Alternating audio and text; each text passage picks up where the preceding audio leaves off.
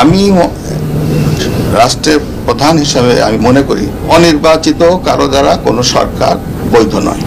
শুনেছেন কি মাল এখনো বাংলাদেশের প্রেসিডেন্ট হয়ে আছে, এই হারামজাদার অধীনে আমাদের আগামী নির্বাচন হবে, কি তামাশা।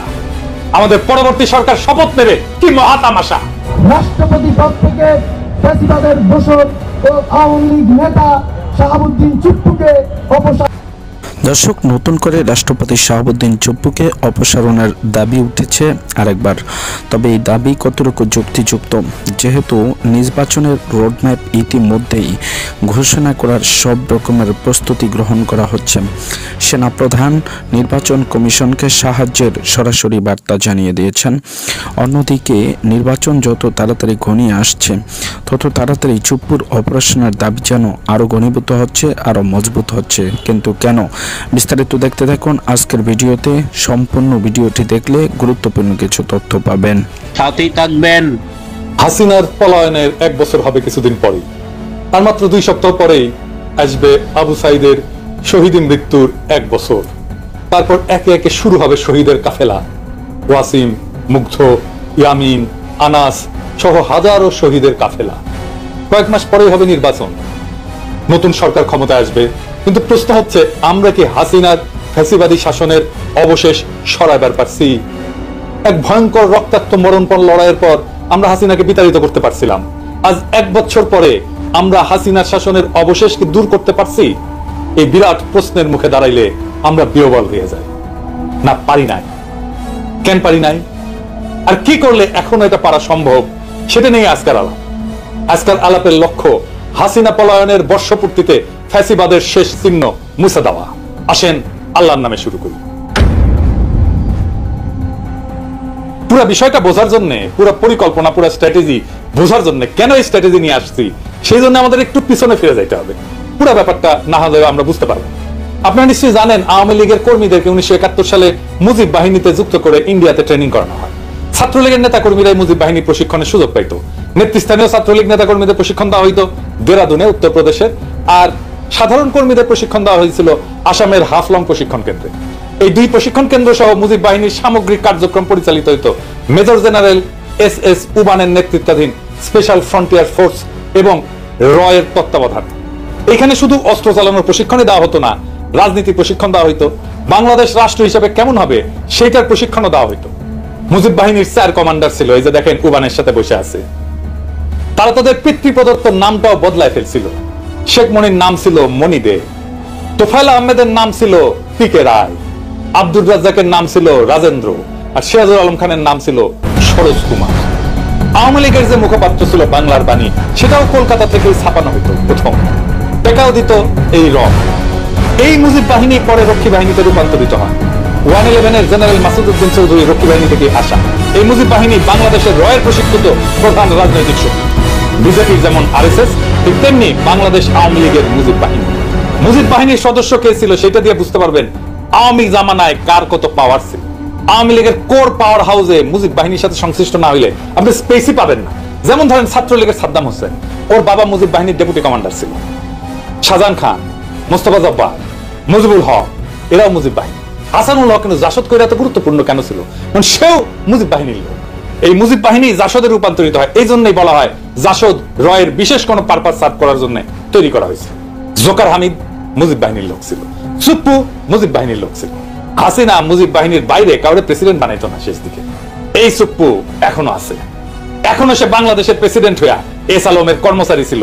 মালয়েশিয়া আর দুবাই রেসিডেন্ট কিন্তু চুপ্পু একটা 3rd ক্লাস বটতলার উকিল ছিল। ওই হাসিনার পাশ হইয়া সালাম করতো, পাশ হইয়া পদধূলি নিত রেগুলার দেখা করতে গেলে। এটাই হারামজাদার কাছে শোনেন, নিজের মুখে শুনেন। গত 3 মাস ধরে মাননীয় প্রধানমন্ত্রীকে সালাম করতে গেলে উনি আমার সালাম নিতেন না। তা আমি দেখতাম যে ওনার চরণের ধুলো আমি পাই না। আমার মিশ্র প্রতিক্রিয়া হচ্ছিল যে উনি কেন আমার সালাম নেন না। না, থাক থাক বলে। শুনেছেন কি মাল এখনো বাংলাদেশের প্রেসিডেন্ট হয়ে আছে। এই হারামজাদার অধীনে আমাদের আগামী নির্বাচন হবে, কি তামাশা। আমাদের পরবর্তী সরকার শপথ নেবে, কি মহা তামাশা।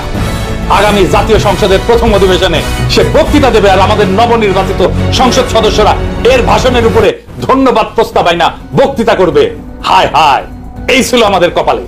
সে ছাত্রলীগ করতো, সে গর্ব ভৈরা বলে, শুনেন। আপনি কি রাজনীতি করতেন? আমি বললাম, জি মাননীয় প্রধানমন্ত্রী, আমি ছাত্রলীগ করতাম। যে বর্বর দল, যে মাফিয়া গুন্ডা বাহিনী আজকে নিষিদ্ধ, ওরে 5ই আগস্টে পাছায় লাথি দিয়া ভাগায় দেওয়া উচিত ছিল, সেটা হয় নাই। সেটা না হওয়ার কি সমস্যা হয়েছে আপনারা পদে পদে বুঝতে পারতেছে। কোনো কিছু করা যাচ্ছে না, না জুডিশিয়ারিতে, না আর্মিতে, না প্রশাসনে, না পুলিশে, কোথাও না। জুলাই সনদ করা যাইতেছে না, সংস্কার করা যাইতেছে না, সবকিছুর পিছনে এই চুপ্পু, এই অন্তর্বর্তীকালীন সরকার কোন কার্যকর নিয়ন্ত্রণ প্রতিষ্ঠা করতে পারতেছে না। প্রশাসনের উপরে, ব্যুরোক্রেসির উপরে, স্টেটের উপরে, রাষ্ট্রের উপরে এই অবস্থা চলতে পারে না। এই অবস্থা আশু পরিবর্তন দরকার, যেন বিপ্লবের অসমাপ্ত কর্তব্য সম্পন্ন করতে পারি। একটা কাজ করলেই সেটা সম্পন্ন হইতে পারে। কি সেটা? রয় ট্রেনিং প্রাপ্ত ইন্ডিয়ার খাস দালাল হাসিনার পায়ের ধুলি নেওয়া থার্ড ক্লাস বটতলার উকিল, দুবাই মালয়েশিয়ার রেসিডেন্ট এস আলমের সাবেক কর্মচারী চুপ্পুরে পাছায় লাথি দিয়া বঙ্গভবন থেকে বাইর করে দেওয়া। এখন প্রশ্ন আসবে, কে হবে প্রেসিডেন্ট বাংলাদেশের? খুবই গুরুত্বপূর্ণ প্রশ্ন। এটার উত্তর আমাদের জানা আছে। কি সেই উত্তর?